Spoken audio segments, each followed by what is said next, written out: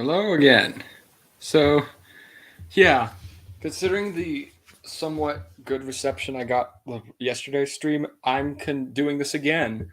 But I won't just start off where I left off on the stream, though. I am going to instead continue. Been doing it off stream, so I'm going to continue where I left off there. Hope you all understand. Sure you do.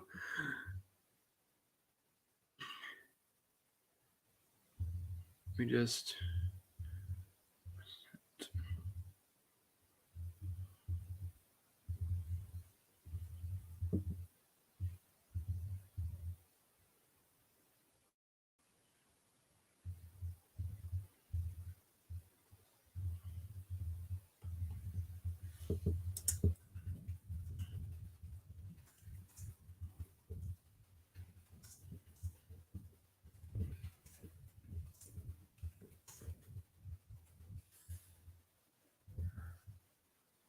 Just gonna wait here for for some guests.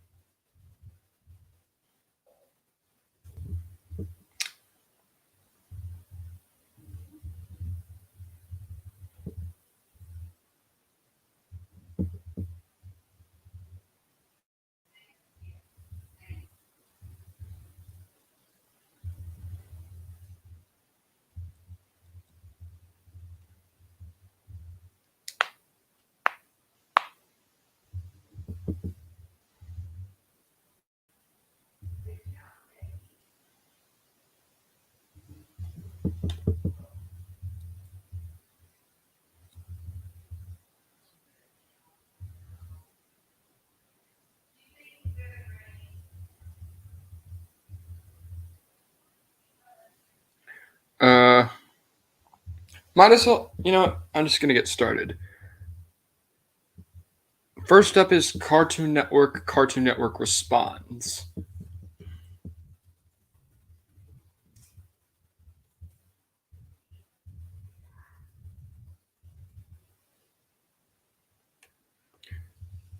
Okay, from 1997 to 1998, Cartoon Network produced various series of interstitials, all following certain themes. One of these series was entitled Cartoon Network Responds, which features supposed letters and emails from fans of the cable network. The letter is often responded to in a cynical and mean way, making fun of cartoons themselves. The interstitials started and being aired around early 1997, lasted into the early Powerhouse era until June 1998. Many of these interstitials were produced and some remain up on YouTube, but many of these interstitials are lost and haven't been put up yet. There is said to be 20 interstitials and 13 of them have been found.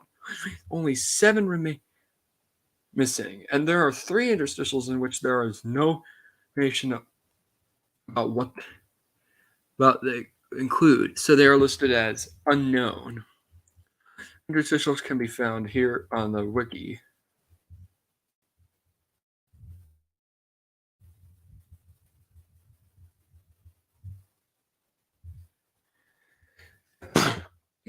Sorry. Next up, C. Boyardee.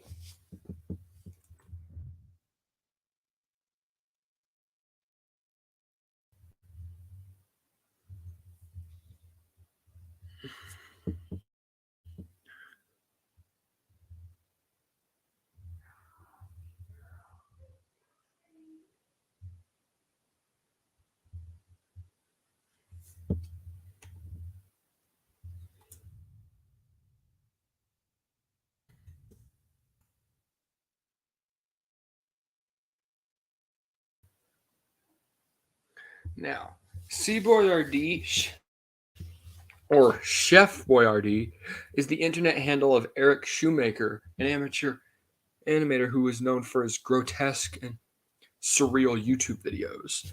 Having previously achieved significant attention for creating the video game Barkley Shut Up and Jam Gaiden, he had an active presence on YouTube until about 2014.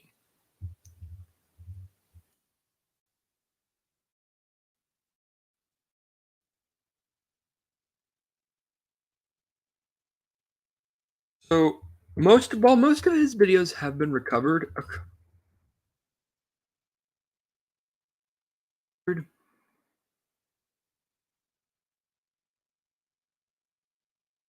13 of them have yet to see the light of day in full.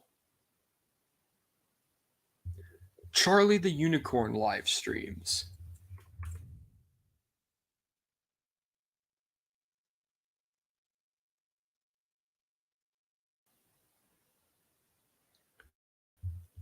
Charlie the on February 24th and February 28th, 2016, the Film Cow YouTube channel did animated live streams in which Charlie the Unicorn answered questions from viewers as part of a promotion for the final Charlie the Unicorn grand finale Kickstarter.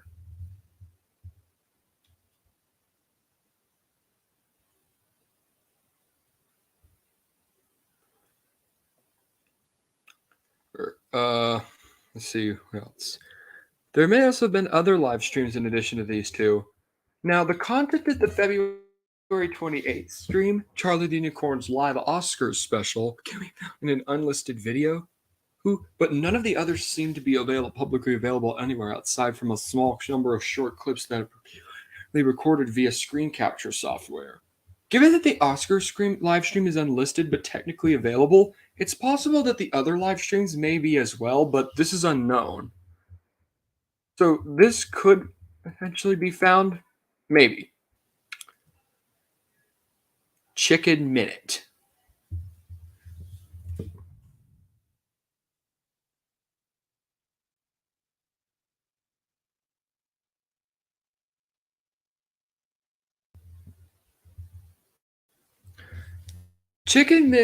Minute or Cocotte Minute in the alternative French dub was a puppet TV series made in Canada that ran from 1990 to 1993, created by Henri Desclés, set in the Canadian Bayou with anthropomorphic animal characters. The number of episodes isn't really known, but it's said that 36 exist.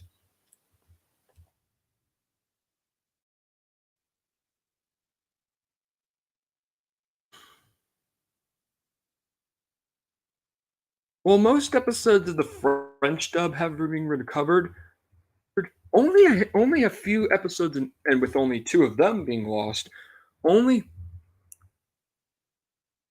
only a few episodes from the English dub have been found, and the rest of the series' whereabouts being unknown. Chika Gentao Gekika Shoujo Tsubaki. If I said that incorrectly, I am completely sorry.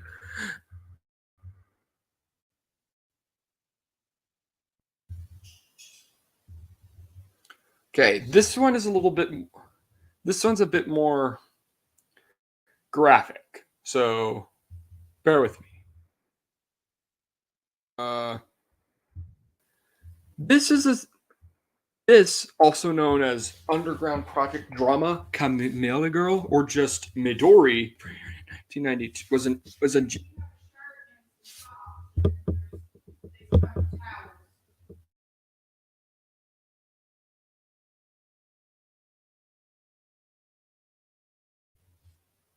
sorry about that.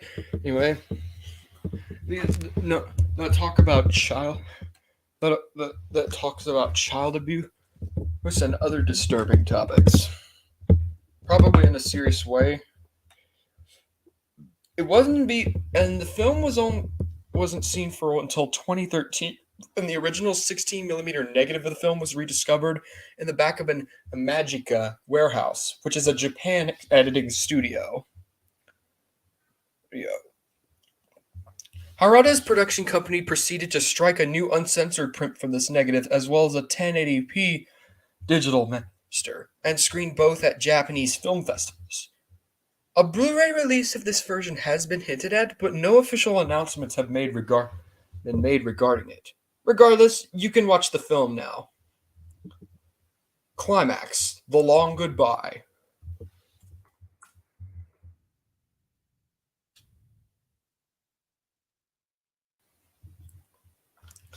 Climax, or Climax Mystery Theater, was an anthology series that ran on the American network CBS from 1954 to 1958. Each episode showcased a different story, most of which were adapted from other media and usually performed live. While many episodes are considered lost, this series premiere is especially sought after, as it contains one of the most memorable production errors in TV history. On October 7th, 1954, Climax premiered with a live adaptation of Raymond Chandler's 1953 novel, The Long Goodbye. In the course of the episode, actor Tristan Coffin's character was murdered, and he was next seen as a body lying under a sheet as investigators examined the crime scene. All was proceeding normally when, according to contemporary accounts, Coffin, victim, the murder victim, suddenly sat up, discarded the sheet, and calmly headed off the set. Different accounts describe the corpse as either crawling or strolling away. Adding to the surreal vibe, the actors playing the investigators continued their examination, even discussing the removal of the now absent body, entirely oblivious to the bizarre turn of events. The adaptation carried on without further diversions, and the character's murder was solved, leaving viewers utterly confused. The actual episode has not resurfaced, and it's unknown if a copy is still in existence. Given that early live TV was recorded, it's not likely. The only episode that's gotten a release was Dr. Jekyll and Mr. Hyde. And several episodes from later seasons have shown up online as well. But that's pretty much it. Next up, Clue, fourth ending.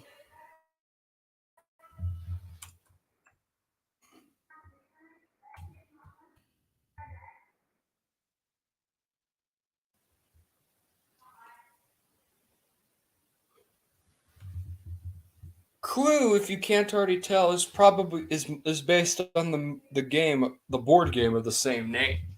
Now, its name is for having three different endings, which one shown in different theaters during its theatrical release. Theaters would announce which ending would be shown. And while they all have been released, there is a fourth ending that has yet to be seen in any cinematic form.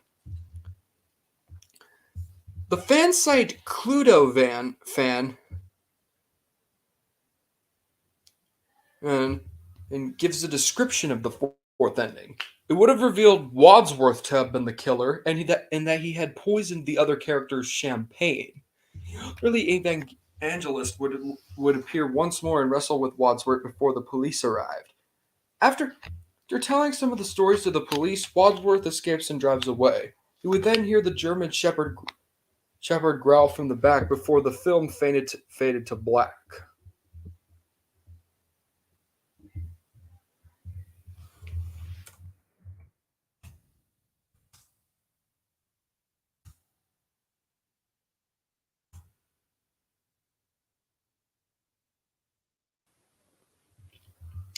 The ending was scripted and filmed, though for some unknown reason it has never been shown to the public. Interestingly, it is in the novelization and the movies and in the movie's storybook, which is said to have actual screen caps from the fourth ending. It's also rumored that the fourth ending did air on occasional TV showings, but this has yet to be proven.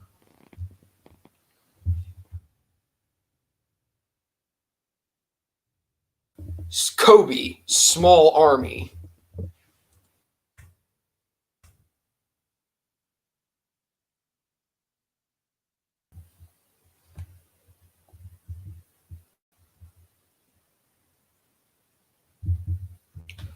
Kobe Small Army is a video game created by Polish brickmaking company Kobe, or Best Luck in the US. The information about this game is very scarce, and there is very little information about what the game is like. Only an intro from the game was posted to YouTube by the company itself. And some Polish players who had this game speculated that it was strategy or an FPP slash TPP type game. But there is no proof that it might be this type of game. And if, for those who don't know, Kobe is just a ripoff of Lego. But on March 5th, 2017, the game was found and uploaded to Mega by user Spartan.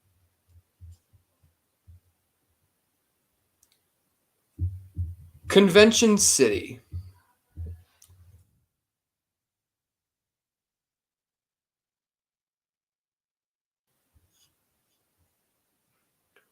Convention Convention City is a 1933 comedy film produced by Warner Brothers.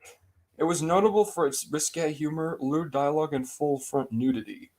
It was responsible for the implementation of the Hays Code, which censored lots of risque things and violence stuff in Hollywood movies. During production, Jack Warner urged costume designer Hal Will many times to tone down the costumes in the film. Fearing the film's artistic vision would be compromised, Wallace refused to make the costumes more family friendly. Warner also ordered a few lines to be cut from the film, of which only a few were. When the film opened, it was heavily censored and banned outright in areas despite its critical acclaim. Theaters destroyed their copies of the film, thinking it promoted corrupt morals and anti-Christian messages. Warner Brothers reportedly junked the print of the film they kept in their archives as it began to deteriorate and posed a fire hazard. However, other copies potentially survived. A movie theater in Spain continued to show the film as late as 1942 and reportedly held on to its copy. Warner Brothers also continued renting the movie out of theaters as late as 1937. However, no copies have been located. Over 200 production stills, as well as the script, is all that survived. In the 1990s, it became the only film whose stock footage had survived longer than the actual film itself. Stock footage of various Atlantic City establishing shots was discovered on a studio vault, and in 1994, a dramatic reading of the film's script was held at a pre-Hays Code film festival. But no footage of the film exists. Cyborg Borg Kuro-chan, episode 66.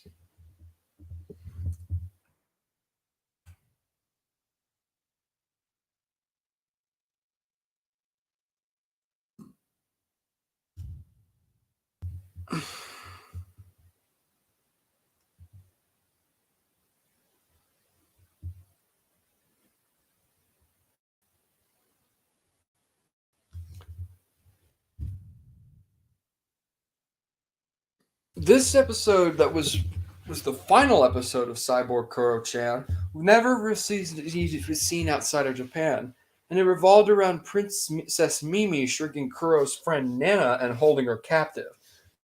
She forces Kuro to take her shopping, needing to crush Nana if he disobeys. And things go well until Kuro meets his friend slash rival Matatabi, get into a destructive battle. Episode aired on January 6th of 2001 and has never been seen since. Never released on DVD or Blu-ray due to licensing issues, as the producers of the show went bankrupt during its production.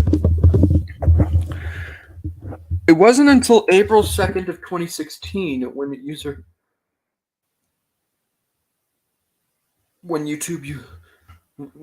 user Tone uploaded it to YouTube. It's since been taken down, but thankfully a Japanese kids-oriented YouTube channel uploaded this episode as well as the entire series, preserving this. Cyborg Kuro-chan production material from unaired/cancelled episodes.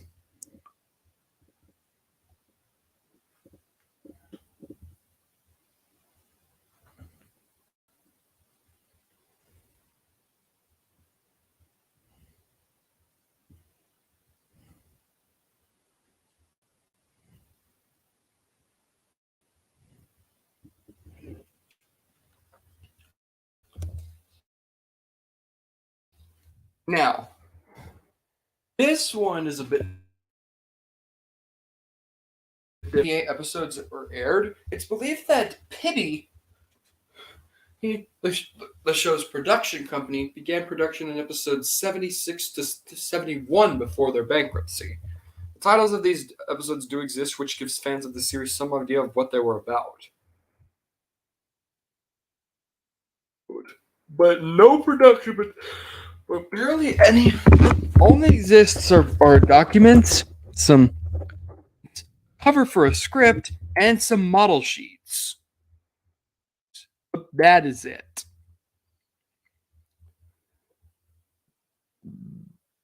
Days of Future Past original mix.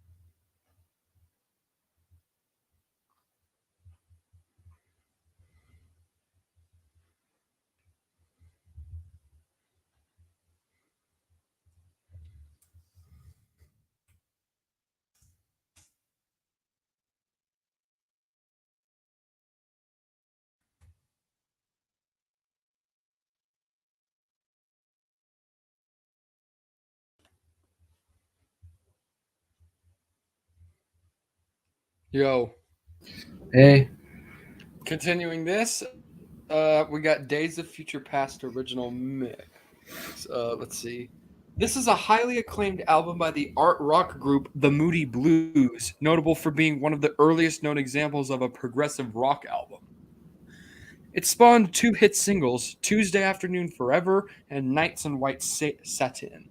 However, when the time came to re-release it in the late 1970s, the master tapes had deteriorated to the point where only essential parts of the album remained until 2018, when the Moody Blues themselves, anyway, when the bands themselves were able to get the original mix of the album back.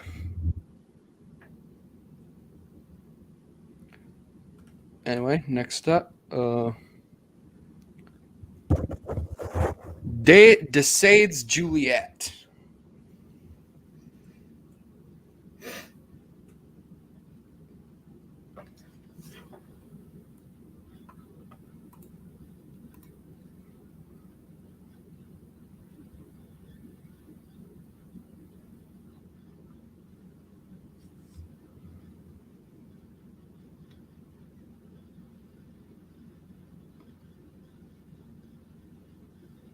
Hmm.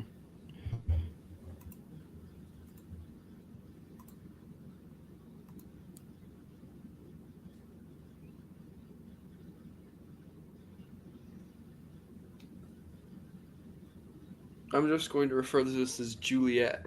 Um, Juliet is an unfinished 1970 Jess Franco film starring Soledad Miranda, Paul Muller, and Albert Dalvez. The eponymous protagonist is a beautiful woman who seduces and murders men. She goes to a church to pray for forgiveness for her crimes, where she is noticed by a local man who is drawn to her religious fervor. The man rents a room next to Julia's its apartment and through a keyhole witnesses her crimes unfold. Eventually, the two meet, and the story ends in a death and blood. Tragically, on the 18th of August 1970, Soledad Miranda was killed in a car accident in Portugal. Only 40 minutes of Juliet was shot, and the project was ultimately cancelled. The unfinished footage is rumored to have been in Franco's possession, but not much is known beyond that. Detour VHS VHS exclusive remake.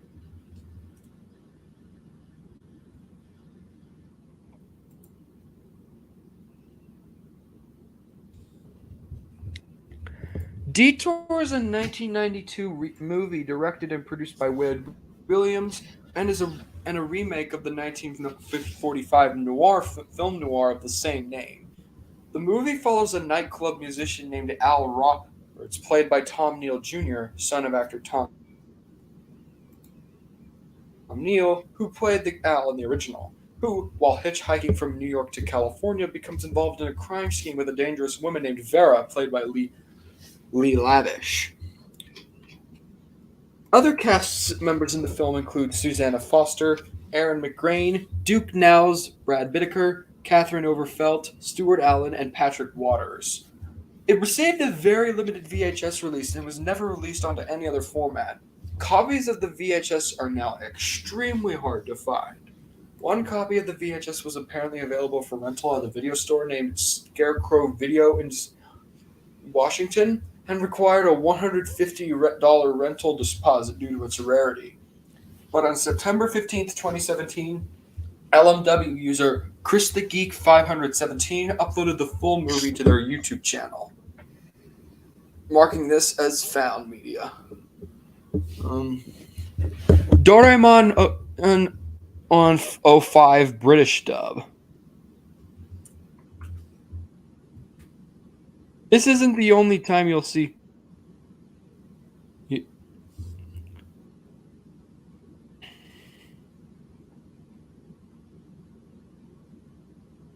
Now, while it has been confirmed that the Doraemon 79 UK dub has been found, this one isn't really as lucky.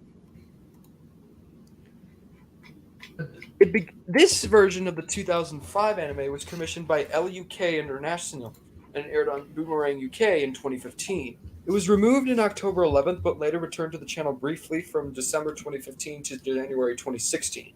Unlike Bang Zoom's dub, titled Doraemon Gadget Cat from the Future, LUK's British English dub is more faithful to the Japanese version and only has minor edits, such as using the name changes from said American dub. The dub was produced in Hong Kong by Red Angel, the same company who produced a dub of Crayon Shin-Chan. Worldworm Studios composer Garen Gibbons was the musical director, producer, and director for the theme song. Only a few clips and an episode have been seen. Doraemon Nobita no Doki Doki Obake Land.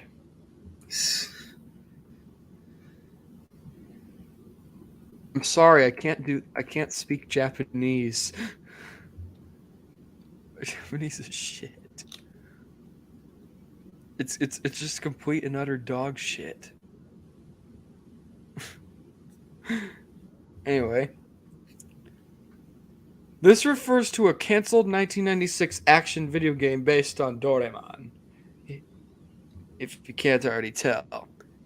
It was said to be released on the Virtual Boy. Planned to be developed by Epoch and planned to release it in March of 1996 at the price of 5,500 yen. The game would have Doraemon go through each stage by riding roller coasters or bungee jumps. Doraemon would also have to search for hidden tools and rescue his friends who were captured by ghosts. The game would also have 5 characters as playable characters, each with a unique attack. The game was cancelled, as you can't already tell, due to the Virtual Boy's failure. Only 7 screenshots of the game have surfaced, and no types or even other information of the game have surfaced. Dragon Ball Z Super Butoden 2 English localization.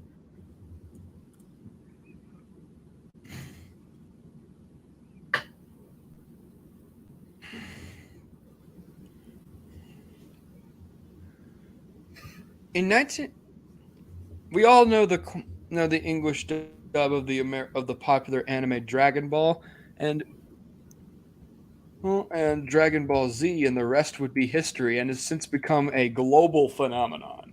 But somewhere in between this transition, there was going to be a fully English transition-related version of the game Dragon Ball Z Super Butoden 2 for the SNES, released around the time Dragon Ball Z started.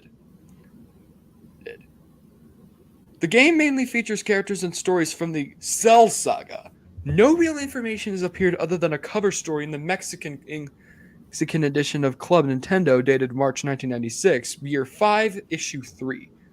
Some of the changes include calling Broly Terra and Mr. Satan Saron. Other than that, no information is available. Duan's theme.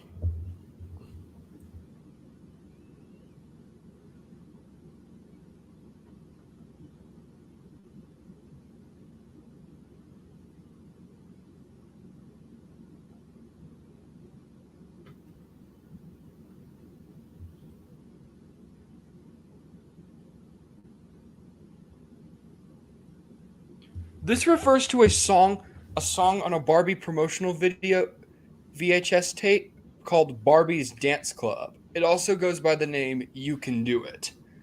Now, Barbie Dance Club is a 30-minute direct-to-video promotional VHS tape released in 1989. Featured a dance club of kids ranging from 8 to 12 years of age, essentially giving promotion outfits into outfits for the Mattel Barbie doll. So yeah, glorified advertisement right there. Now, it's most likely known for featuring Duan, one of the dance club children who performed a unique dance. In recent years, Duan has become a meme of sorts due to his special dance and song. Because of the obscurity and nature of the promotion, the soundtrack for Barbie Dance Club has never been released. It wasn't until recent years that fans of Twitch schemer Varg Skeletor, better known as Joel, who is a very outspoken fan of Duan, searched for the full song at his request. And on July 11th, 2015, YouTuber Levi Town Pal Special found and uploaded the full Duan song.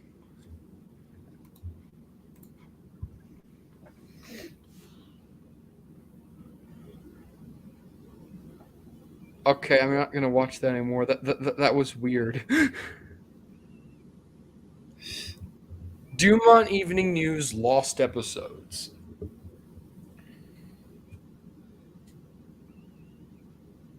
It's very common for news reports to become lost.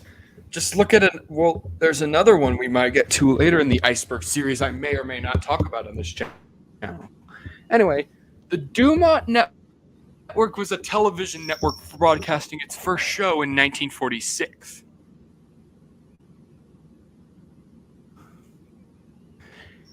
The Dumont Network made 4 reaches in delivering news, and the fourth and final time the network took a stab at the news was in September of 1954 with the Dumont Evening News, being hosted by a man named Morgan Beatty, best known for being the first to report the Russians launching Sputnik 1 in 1957. This 15-minute long news series was a typical news program. Interestingly, Beatty had been lured from NBC News to join Dumont. However, after the show was canned, Beatty returned to NBC. The show aired between 7:15 and 7:30 p.m., right before the ever-popular Captain Video.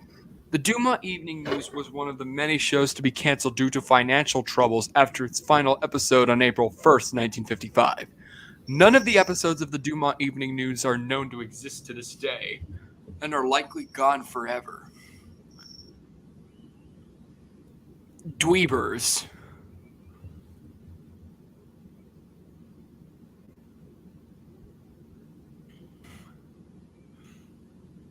Dweebers is a canceled Game Boy game that developed by the company Vic Tokai, set to release sometime in 1989 and 1990.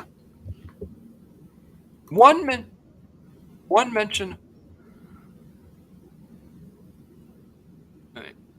mention of the Dweebers was in the Vic Tokai product line in brochure, and another book called Video Game Quest: The Complete Guide to Home Video Game Systems, Video Games, and Accessories, published in 1990.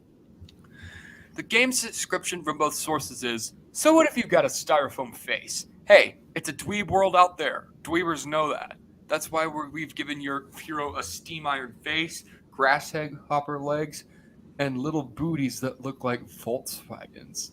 Think that's outrageous? Wait till you meet up with your fish larva enemies. Come on, what are you waiting for? Be a dweeb. One theory by a blogger named Chris Bieniek, sorry if I mispronounced that, is that Dweebs might be a game called Gathers, another canceled video game by Vic Tokai.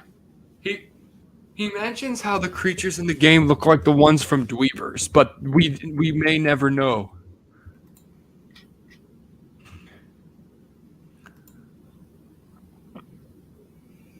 Escape from Team Fortress.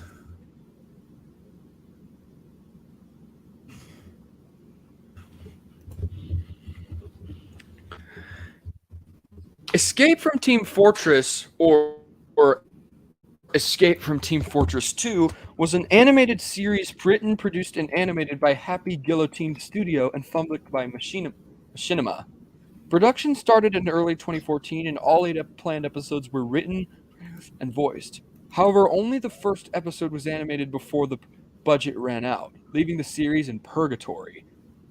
It revolved around three friends, Gary, Simon, and Lisa, who haven't seen each other in years. They reunite for a game night and end up being transported into Team Fortress 2. Also gets captured, so Gary and Simon must join forces with other people who have been sucked into the game and return to their normal lives.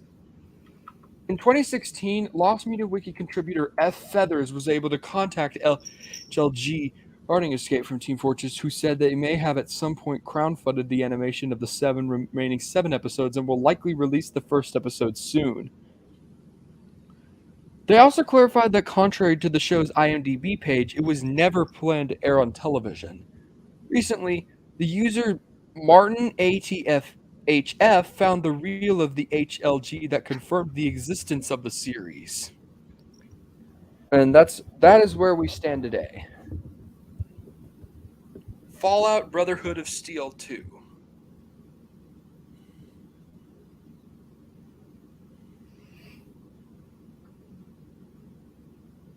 Fallout Brotherhood of Steel 2 was a cooperative action role-playing game that was being developed by Interplay Entertainment for the PS2 in Christmas 2004, being a sequel to the Fallout Brotherhood of Steel. The game follows a war waging between the Brotherhood of Steel and a raider group known as the Ciphers in Texas. The Ciphers are polar opposites of the Brotherhood, driving to destroy technology and stop the Brotherhood's preservation efforts. The Ciphers have come into possession of Gek, Garden of Ethan Creation Kit. Miles Reese, who discovered the device, intends to use it to destroy human life and create a new world overrun by vegetation. The game was cancelled when Interplay laid off the majority of their employees, and the game was never officially announced. The design document for the game was leaked in 2009 by Game of the Art forum user Programming Ace, constituting almost all of the available information, filled with in-game photographs. Excepting page 5, the entire document is available, but no gameplay footage or game builds have surfaced, and likely never will. Fido Dido.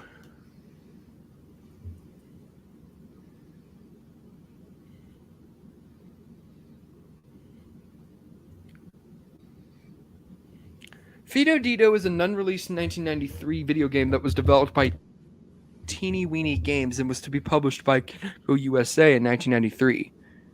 It planned to release games based on Fido Dido, which was the mascot for 7-Up, and Socks the Cat. It only released 2 licensed video games under the Chester Cheetah license. An SNES version of the game was going to be completely different than that of the Genesis version.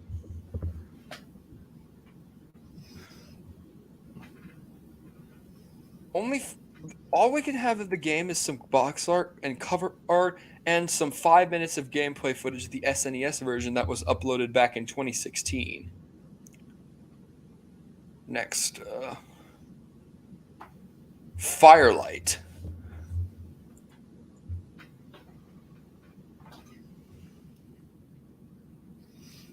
Firelight is a 1964 film.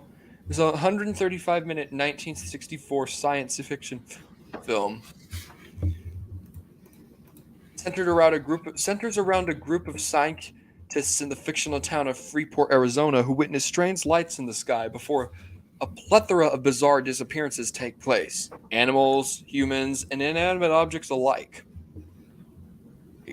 Firelight's twist ending sees 3 aliens represented by only shadows, whose descending onto the Earth, revealing their plans to abduct the entire town of Freeport for the purpose of creating a human zoo back on their home planet of Alterus. The film was one of Steven Spielberg's very first, as he was only 17 when he wrote it. The budget was made on just $500, so that should tell you how cheap this looked, and was only publicly screened at his local Arizona theater, and he sold 500 tickets at $1 apiece, and would have broken if it not for one audience member who decided to pay double, bringing the total profits to a single dollar. Least amount of box office money ever. And while job hunting in LA, Spielberg lent two of his masters for the film to a producer in order to showcase his abilities. And after the production company went bankrupt a week later, Spielberg never got them back, and they have not been found, and only a few clips of the movie have survived. First in Line.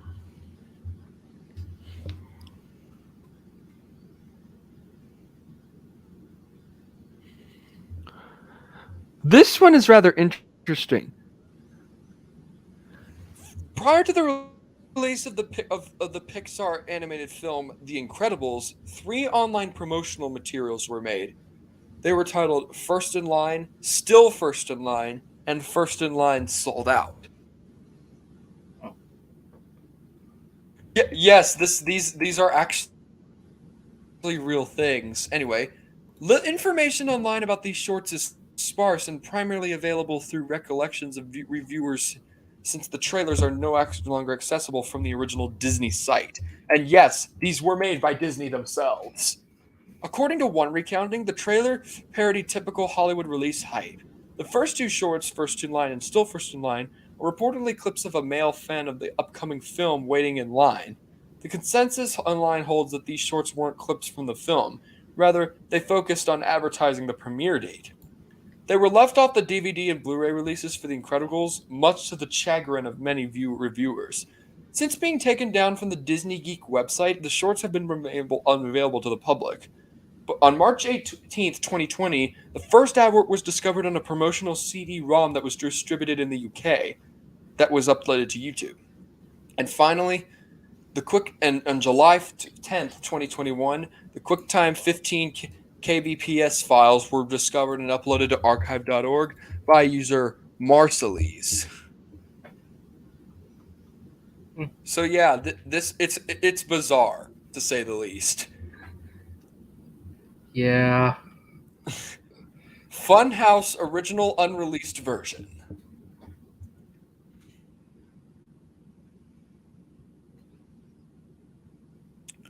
Funhouse is a video game released in 1991 for the NES, developed by Real Time Associates and published by High Tech Expressions, based on the US version of the game show with this name.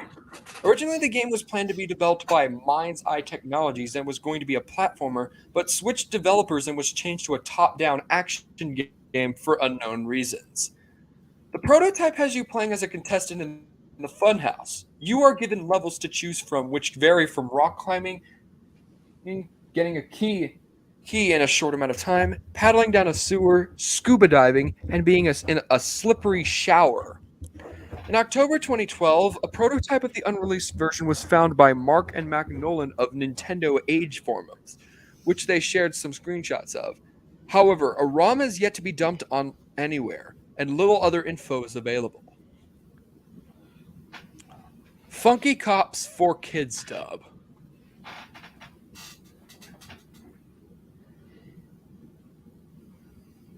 Funky Cops is a French animated series about 2 cops in San Francisco during the 1970s.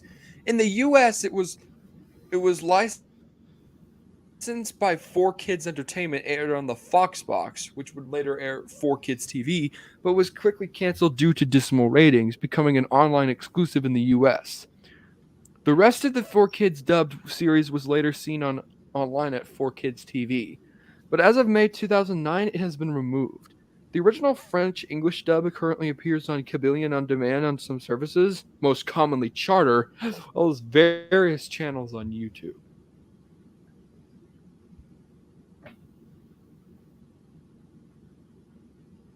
And there is an entire channel dedicated to this, which has most of the episodes available. Game Over, episodes 3 and 4.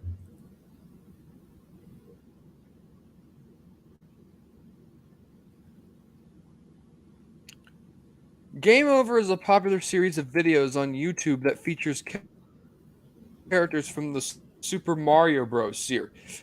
The original video was created by YouTuber Cadbury King, and a sequel video which eventually created by another user called Add Solution. The story. Parts 3 and 4 were created by Mr. Glitch 2000 shortly after the second was released. Both garnered several million hits on YouTube. In September 2011, Parts 3 and 4 were deleted from YouTube by its author, Mr. Glitch 2000, and they were considered missing save for a few select pieces of footage until December of 2017, when a YouTuber named Polyak re-uploaded the two missing parts up again.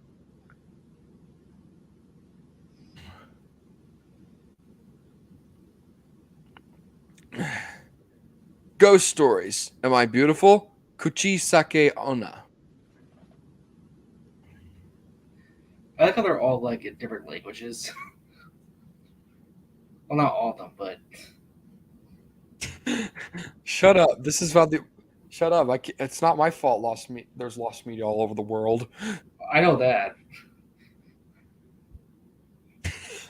Anyway, this is an anime series that ran for 20 episodes in the early 2000s, centering around Satsuki Miyanoshita moving to a new town.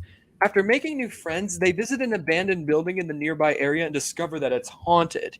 The haunting was a result of Satsuki's mother capturing ghosts who haunted the school and surrounding area. Due to the urbanization of the town, the ghosts are now roaming freely, and Satsuki must use a book from her mother to exorcise the ghosts for good. The series is best known today for its English dub by ADV, which heavily rewrote much of the original dialogue to turn the series into a dark comedy as opposed to a supernatural drama. One episode, Am I Beautiful? Kuchisa Ana, which attempted to depict the Kuchisaka Ona urban legend, which translates to the slit-mouthed woman. According to folklore, would stalk an area in a large overcoat and a surgical mask. She would ask children if she was beautiful or not, and regardless of their reply, would normally kill them after revealing her disfigured ear-to-ear slit of a mouth. So yeah, you can kind of tell what the episode was going to be like then. Yeah. The episode was intended to air in Japan in 2000 as the third episode, and was even previewed as an upcoming episode, but was ultimately pulled from airing due to complaints from parents who were that her disfigurement would look too much like a clef palate.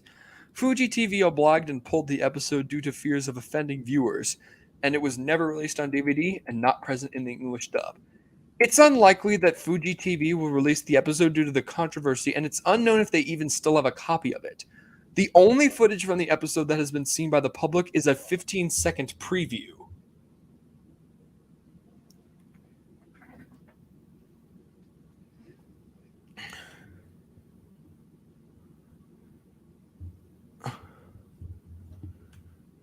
Oh, Viniski server is playing Nimona. What? Ghost World deleted scenes.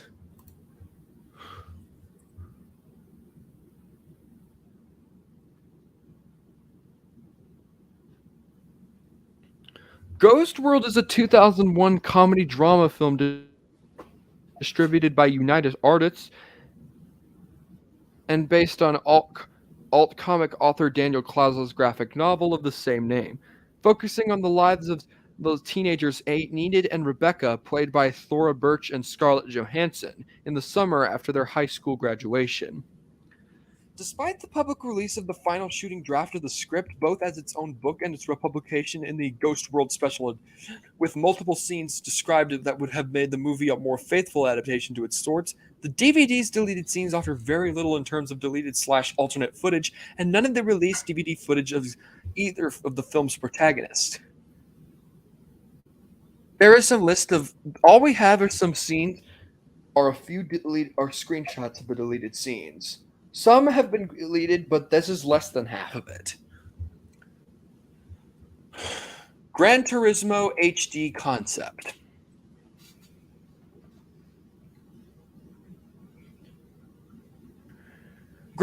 This was a PS3 driving simulator game developed by a full Polyphony Digital that was made available for free to download on Christmas Eve 2006. It was then to be a sneak. It was to be a sneak peek for the at the time upcoming game Gran Turismo HD, which was canceled in favor of Gran Turismo 5 in its prologue. It was also released as a Blu-ray disc in Japan in limited numbers and sometime around 2007. The game went missing until October 10th, 2018, when Lost Media Wiki contributor Dashi10 provided a dump of the Japan-only Blu-ray disc of Gran Turismo HD concept, marking the first time the game has been widely available since being delisted from the PlayStation Store. And just a few days ago, on June 29th, another contributor named Treasy provided an upload of the unobtained European PlayStation Store version of Gran Turismo HD concept, originally only available in the European PlayStation Store from March 23rd to September 30th, 2007. So yeah, a double find. Grand Theft Auto 64. This game, if you can't already tell, was a Nintendo 64 build of the original GTA for the PlayStation. It reportedly would have featured enhanced graphics, new levels, and new characteristics, but for unknown reasons, the port was canceled before being publicly revealed. It was shown at during E3 1999 when it was half of the game was complete, but no footage was ever released for it. For a long time, it was thought that the port didn't exist at all until Lucci on Assembler Games posted a scan of the Spanish N64 magazine that featured screenshots of the canceled game, definitely confirming its existence. Great Monster Yongari, original Korean version.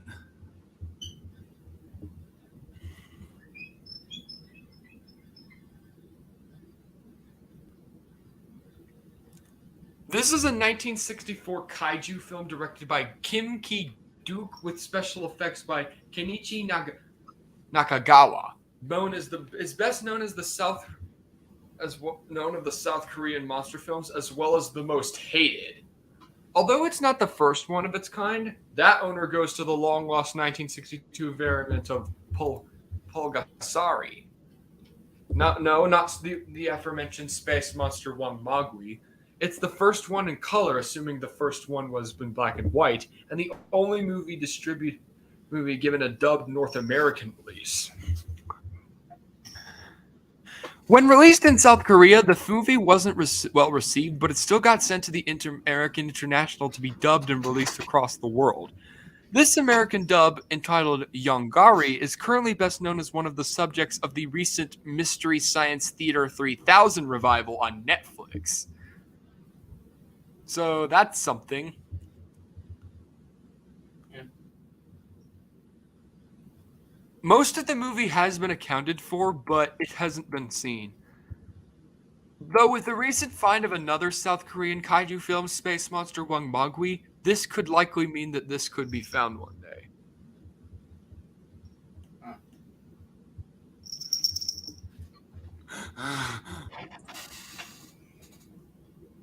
Wait! Did you see the Objects of Gaming Discord server? What Rebecca posted? So many Lampy clones. So many Lampies. I don't wait. Look in general chat. Oh. So, Oh. so many Lampies. He's gonna take over the world one day. Good. Anyway, where was I? Oh, right. Gremlins animated series pilot.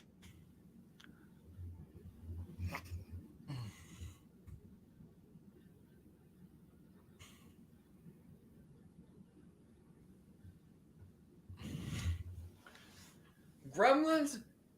Very little is known about the pilot for the animated TV adaptation of Joe Dante's film Gremlins, possibly titled Gizmo and the Gremlins. According to some sources, such as Toonerific, the series was to involve Gizmo, the one good Mogwai of the film, and its sequel, against the evil Gremlins. The pilot was the only episode that entered production.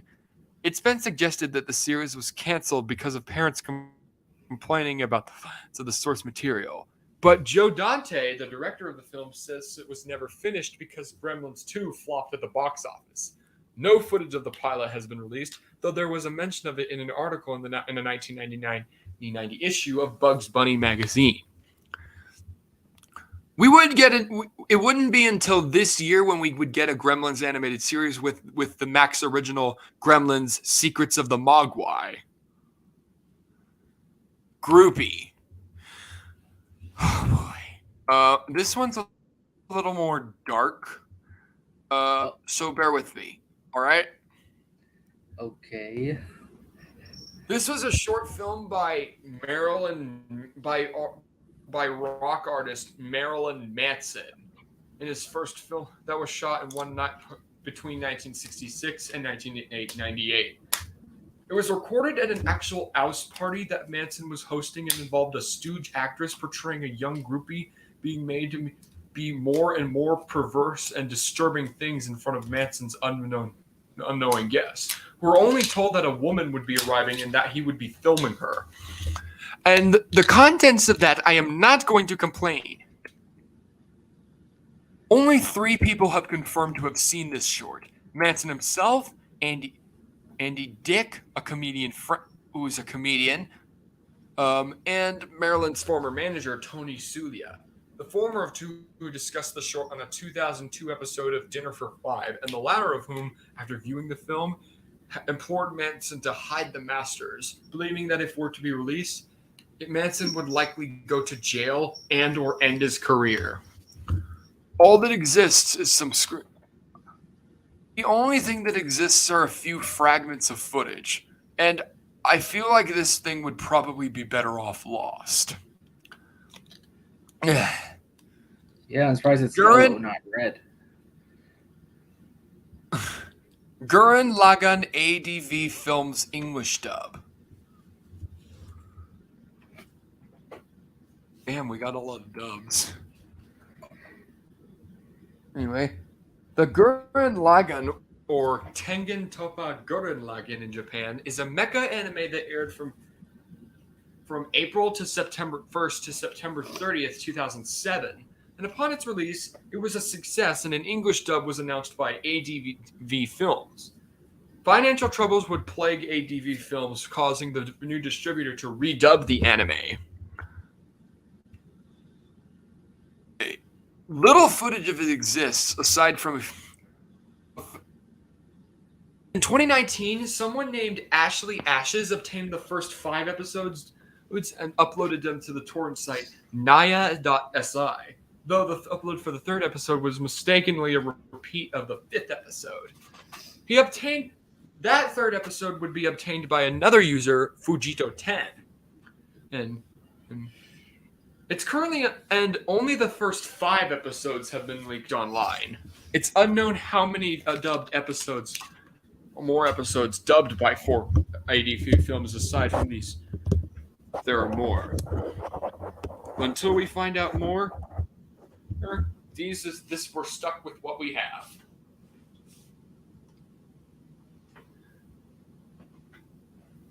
Hayazashi Niden Morita Shogi 2.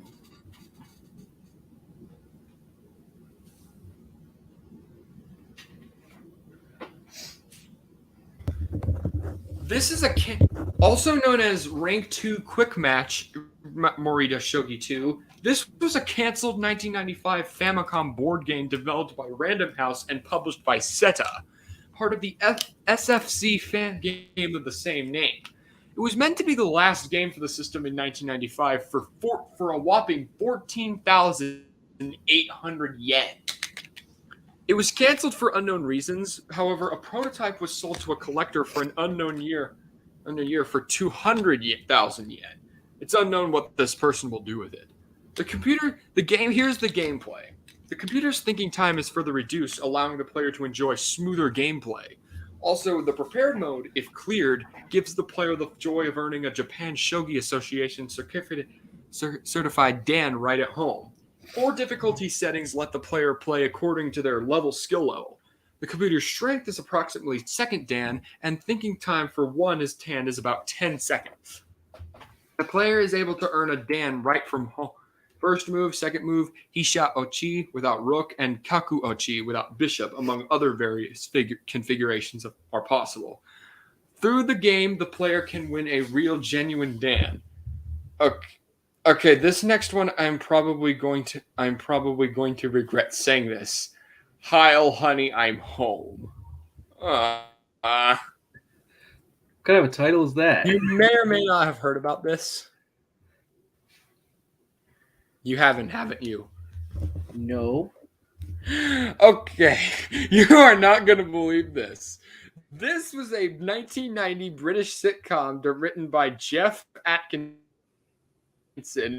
and directed by Juliet May, and it featured Adolf Hitler and Eva Braun portrayed as a typical family sitcom. What? In a nice, quiet neighborhood, and the show's main gimmick is that the Hitlers live in a stereotypical 1950s sitcom couple, and they have to deal with next to the Goldensteins, a pair of obnoxious Jewish neighbors. Do you see what the problem with this is? Yep.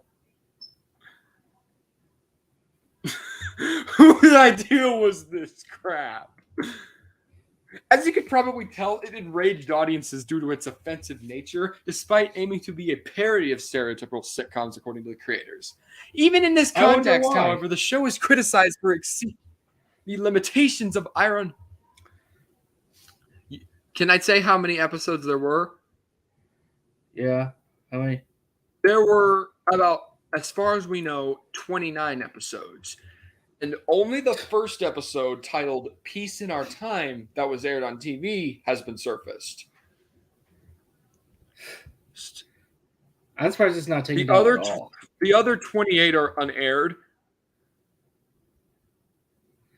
However, Gareth Marks, who played Amy Goldstein, has an acting reel that features clips from unknown aired episodes. And additionally, YouTuber Paul Carmichael claims that he owns second-generation copies of the 8 master tapes of the finished episodes. To prove it, he uploaded an unused animated opening sequence as well as VT countdown clocks of the unaired episodes, which also featured episode titles. It's unknown if he will ever upload the episodes themselves, however, as he is apparently waiting for permission from those involved with the show to release them. Though, considering the reception, I don't see this happening. If these actually do get up being found, I want to see how more offensive the show got. If they do, I'm still not looking at them. Hot Dog TV. Okay, this one actually has been talking about quite recently. So, Hot Dog TV was a series of 1-minute interstitials featuring hot dog puppets for one of the Henson Company's own stage shows, Stuffed and Unstrung, which originated from City Kids.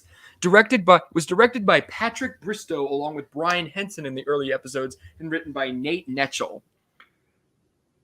It ran in 2010, in the summer of 2010 on Cartoon Network, and has not been aired since. The show is incredibly obscure. Now, how many episodes? Out of all of the shorts, out of the 4 shorts known to have aired, 2 have been one is partially found, One is partially lost, meaning most of it is accounted for, and last two are lost completely. The only way this can be found is if people who recorded the episodes on their specific dates, had the full thing. Some clips were even found in an animator's demo reel, which included other puppet shows such as the Pajanimals. Anyway, let's move on. Humor risk. That doesn't sound good. What? Humor risk? That title alone. Oh, this was just a 1921 silent short film directed by the Marx Brothers, known for being the first on-screen appearance for the legendary comedy group, whose talkie films were well received following the through of their 2029 hit, The Coconuts. The film marked the transition of the brothers from successful vaudeville performers to early stars of American film. Little is known about this movie beyond some details of production and brief plot synopsis. In short, the film sought to be to parody the highly popular film of 1920, Humor-esque. There is some ambiguity among the online Marx Brothers community on whether or not the leading lady was Esther Ralston or Helen Kane, and there is also ambiguity as to exactly what role each brother plays. It has long thought that Groucho Marx destroyed the only copy of the film, as he claimed to, which would have rendered the film lost permanently. However, this claim may have been has been contested, and extensive research shows that the film may still exist. And we do have a reconstruction of the film. Jerk Beast. Opposite of Mr. Beast. Wait, what? I said Jerk Beast. Yeah, I said opposite of it.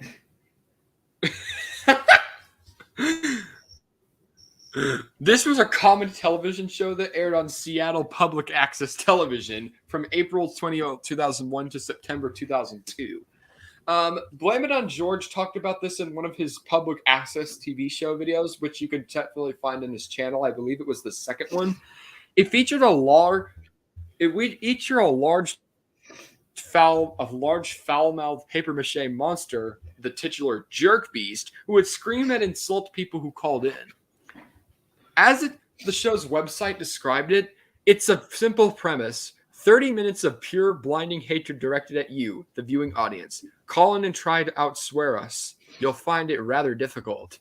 A movie with the same name and featuring the same cast was made a few years after the show ended. Additionally, the cast also formed a garage punk band called Steaming Wolf Penis.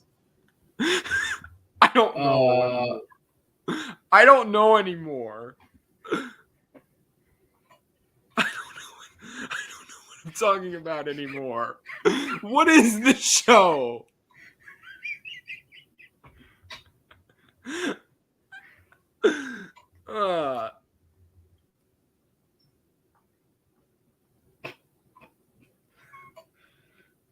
Now, there are at least 50 episodes as far as we're aware of. With most of the found episodes being from the show's first season. With only the first 7 episodes and episode 13 of season 2 being found completely. With at least 2 other episodes from that season being partially found. The rest of the episodes of the series remain lost completely. And meaning that only people in the Seattle region would contribute to the search. Jigsaw children's TV series.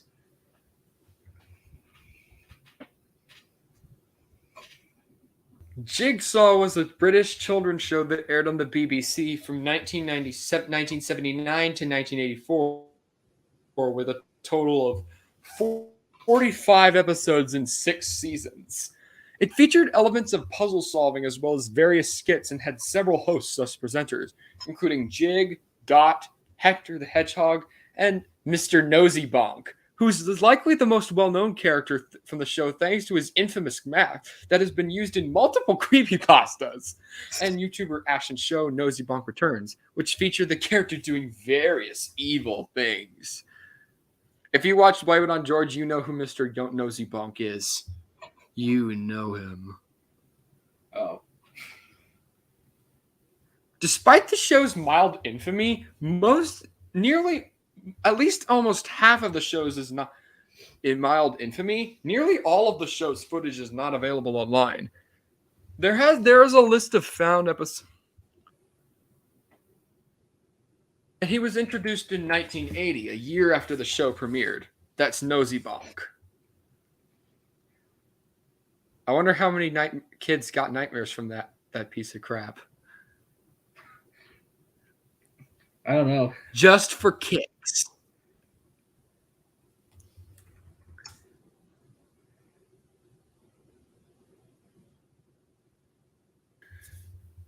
Just for Kicks was a comedy drama series that aired on Nickelodeon's Teen Nick block from April 2006 to August 2006, produced by Whoopi Goldberg and originally titled Head to Toe, then The Power Strikers. The series centered around a group of girls in a soccer team in New York City who all share the same passion for the sport.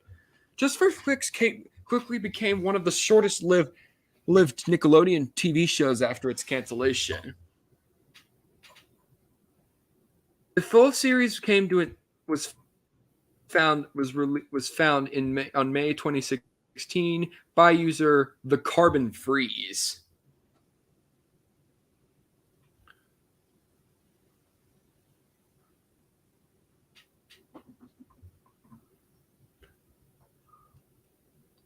What else?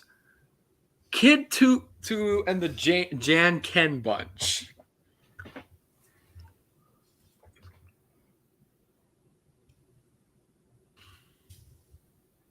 This was a flash game being developed for the Newgrounds Power of 3 event by Psychosis 91, The Waves, and Ed Gould, 2009.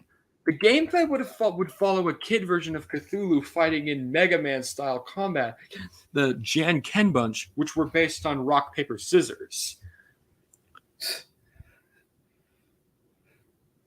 The game was announced late May 2009 through Ed Gould's blog, stating, quote, I have formed a group with Psychosis 991, who codes my games, and The Waves, who made the intro music for Movie Makers, for the Newgrounds Power of 3 summer event, which basically means we shall be making a game together over the next few months, hopefully meaning it will be an awesome game, unquote. There was little discussion of the game afterwards. In the final posts mentioning the game, Ed named it Kid Cthulhu and said it was about half finished.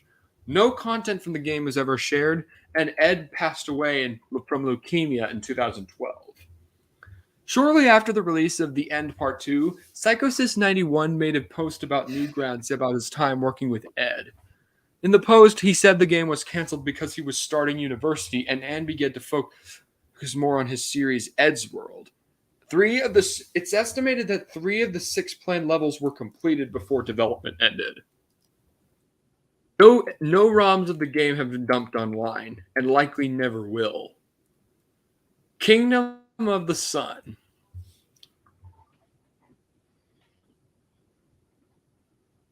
Kingdom of the Sun is the original version of what we know today as the Emperor's New Groove. Oh, yeah. Actually, you continue.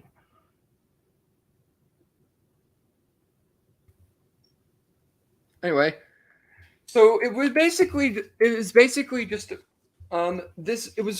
going to be similar to the story The Prince and the Pauper, in which that story involves two lookalikes switch places, and I guess if you've heard of the story, you'd likely know this. And there were going to be musicals, but time ran out, and the film was reworked significantly, and all the musical numbers were cut out, leading to the film we know today.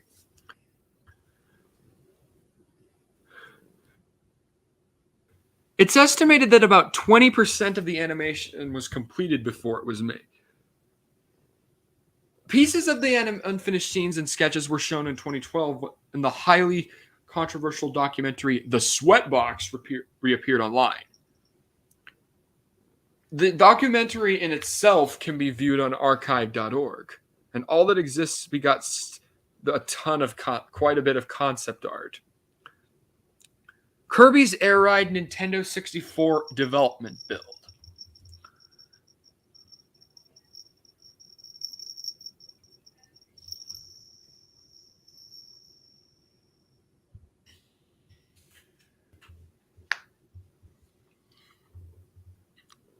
Kirby Air Ride is a Nintendo GameCube game released in 2003, a series.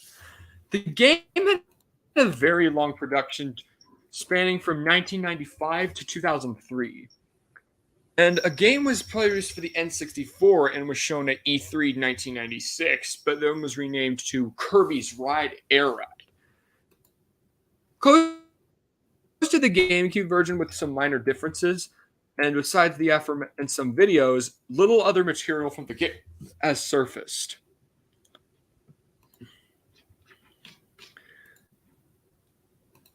Laughlets.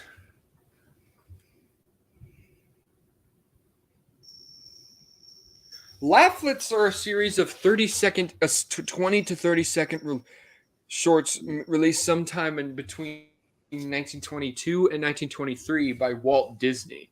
It was made between Laughograms and Alice Comedies. Due to the apparent failure of the shorts and lack of preservation or publication of them, very little information is available on them apart from the names.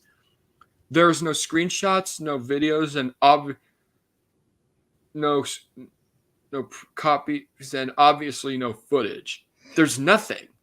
All we know is the name of the shorts, those being Golden Slow Motion, Dessa's Tryst with the Moon, Aesthetic Camping, Ruben's Big Day, Rescued, A Star Pitcher, The Woodland Potter, and A Pirate for a Day. It's unknown if any copies still exist a century later.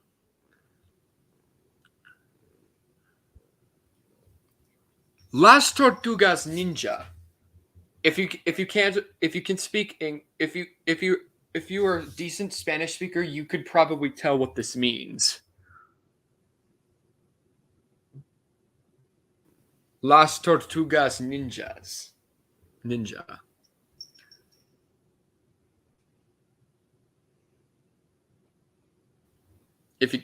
This is actually this Mexican publisher division was given the rights to publish the Archie Teenage Mutant Ninja Turtles adventure comics alongside fresh material.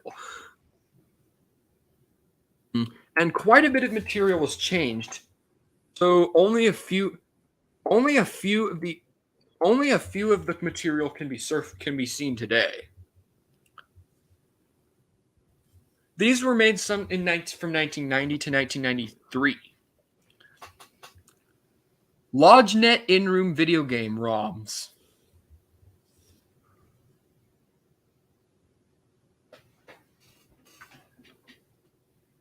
The Nintendo Gateway System, launched in 1993, was a service designed to provide SNES, networked SNES, N64, GameCube, and Game Boy games. It was designed for airplanes and was one of the first seat-in-seat airline entertainment services and hotels, which was quite noteworthy.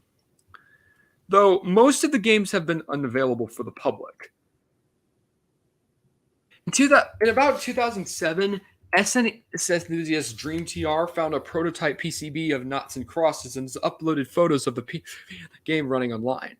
The game was up on an SA1 flash cartridge. It's likely the PCB was part of the master game server, or at least had the ROM onto it. Oliver, Dream TR has not dumped the ROM online, and likely never will due to him refusing to dump the game. But in February 26th of this year, Knots and Crosses was dumped anonymously was anonymously dumped on a game preservation's Discord server was before leaving. Included in the files was an image for Hangman coming soon. And on April 26, 2023, Forest of Evolution would release a whopping 31 of the 38 ROMs from the N64 system. Probably the biggest find from this.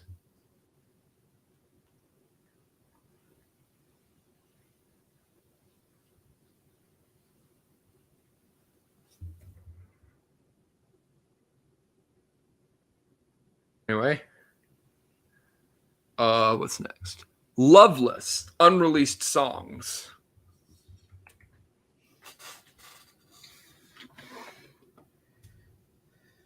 Loveless, Loveless was the second studio album of My Bloody Valentine, made sometime in the early. There were some unreleased songs that were recorded in the early 1990s. And despite high demand for the tracks, they've never resurfaced. The band is not proud of them, apparently, and even when MBV reissued much of their discography, they were left unissued. And will likely stay that way for a while. Mafia on the Bounty.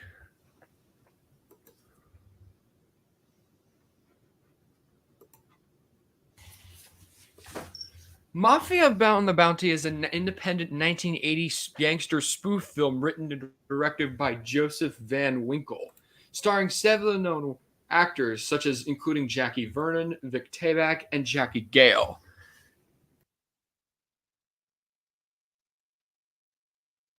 No copies of the film are. The Lost Media Wiki has a synopsis about mob boss who becomes interested in taking advantage of Atlantic City's recent legalized gambling laws. He organizes a pretend meeting with many of the top dons in the country on a luxury yacht off the coast of San Francisco and plants a bomb aboard the ship, planning to blow them up to gain complete control over the territory.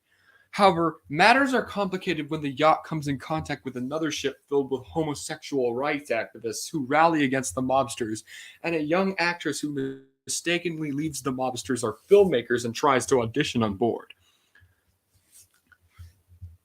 The film's short run in theaters suggests it was received poorly, and the studio permanently shelved it. No known copies of the film are known to exist, and the original copy's whereabouts are unknown. No footage or production photos have survived. Only posters, promotional flyers, and standard and disco versions of the soundtrack single Big Boss Man have surfaced.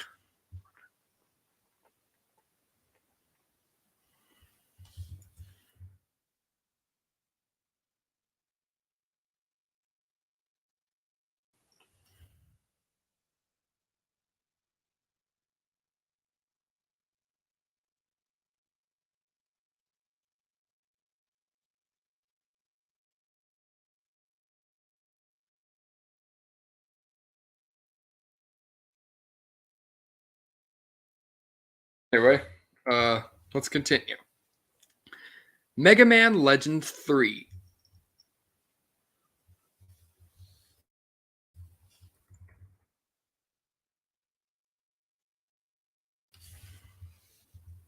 Mega Man in September of 2010, at a Nintendo press conference regarding the Nintendo 3DS, a brand new installment to the Mega Man Legends series, Mega Man 3, was announced for the handheld console.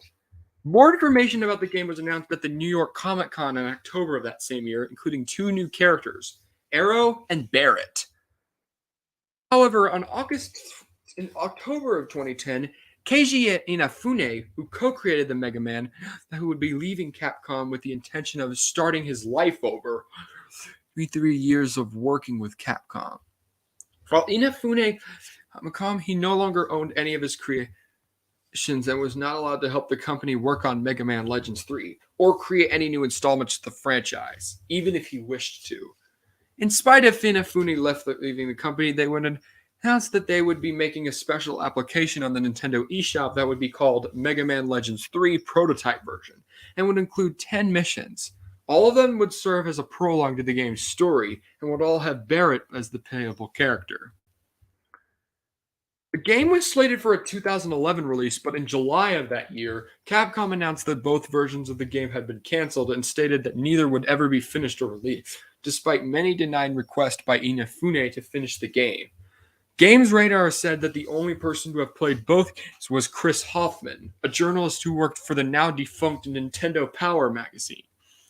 Capcom has held true to their claim, and neither game has been released or leaked in any way since. Mina Viva unreleased debut album.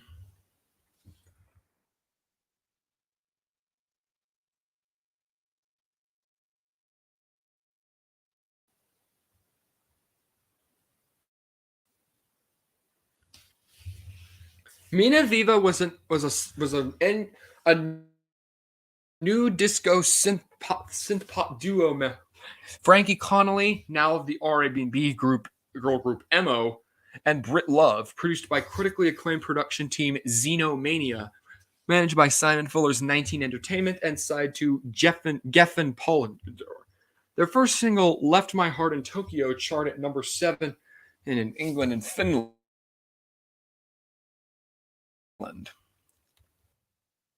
Their was album was they had an early album that has not been released and likely never will. Minotaur, 1984 film.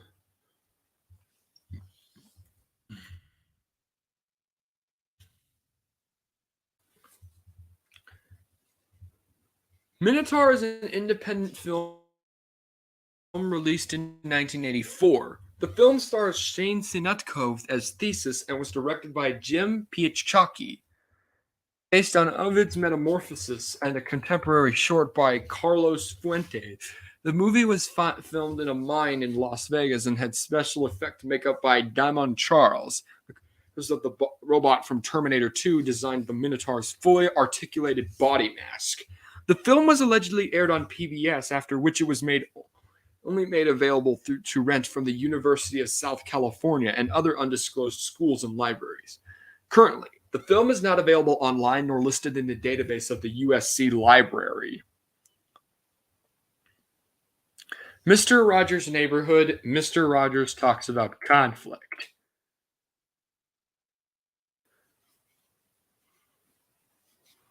I'm probably not going to be talking about many more, and probably going to be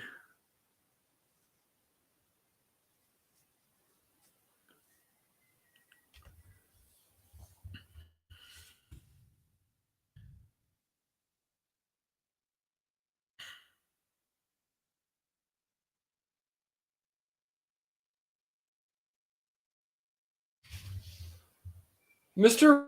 Rogers' Neighborhood is a very iconic show for children, and that ran from the 1960s up until 2001. With a heavy catalog of that, it's likely that over the years, at least some episodes would be lost. In 1983, in November of 1983, a 5-episode arc titled "Mr. Rogers Talks About Conflict," and based on the original airing, many of the assumed the arc was made as a direct response to the ABC television film The Day After, which featured graphic nuclear war imagery. While that was not initially the case, the arc is regarded as a response to the popular media portrayals of a nuclear war that were made around the time. This arc focused on the neighborhood of make-believe where they almost go to war by jumping to conclusions. Due to the episodes centered around news of the time involving war around this time that were deemed too severe for children, the episodes were pulled from rotation in 1996. In March of 2017, YouTuber Trog Sleep Now uploaded the first 2 episodes online, though they have since been deleted. Shortly after, in April 9th, and only a few days later on April 9th, the entire arc was uploaded to a private torrent tracker, MySpleen, by contributor Snowpeck. marking the first time it has been widely available in full since 1996. And in November, Lost Media Wiki in 2018, Nova Media Wiki user Yoshi Killer 2S finished with the original uploads, like tweaking the saturation, deinterlacing, and fixing the audio for episodes. And now, unfortunately, they were deleted. Trog Sleeps Now's episodes were deleted, but a re-upload, a mirror of them exists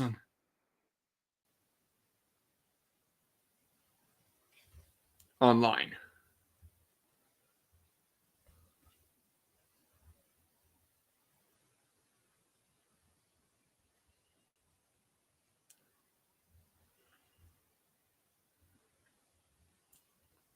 Let's see.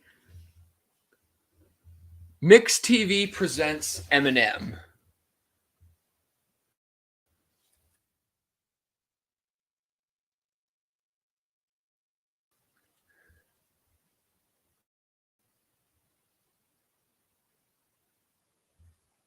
Mix TV presents Eminem, or Eminem the Eminem game, was a game developed by Conspiracy Entertainment based on the rapper Eminem. Announced on May 14th, 2003, the game was to feature 6 puzzles for games to complete, as well as 4 music videos by Eminem, 2 of which were being revealed as being My Name Is and The Real Slim Shady. To unspecified bonus material. The game was completed with and the gameplay consists of this. As the beginning of a level, a jumbled up version of a music video will appear on a jumbo screen and the player will have to fix it before the level ends. The game was completed with plans already being made for future Eminem games, such as a 3D platformer based on his animated web series, The Slim Shady Show, admitted to the ESRB in 2 separate forms. The standard receiving a rating of receiving a T rating for comic mischief, mild lyrics, and suggestive themes, while the uncut received an M version for rating for strong lyrics. But on July 28th, 2003, Conspiracy Entertainment filed a $5 million lawsuit against Eminem's representatives for pulling out of the deal, supposedly because they were looking for a bigger company to release the game. No footage or images of the game were ever released, but strangely there is an IGN review of the game, which has some info about the game.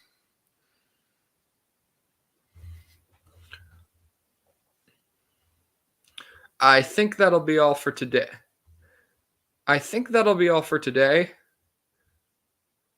Thank you guys for watching. Stay tuned for a part 3, which I may not start from the next entry. Anyway, see you later. Bye!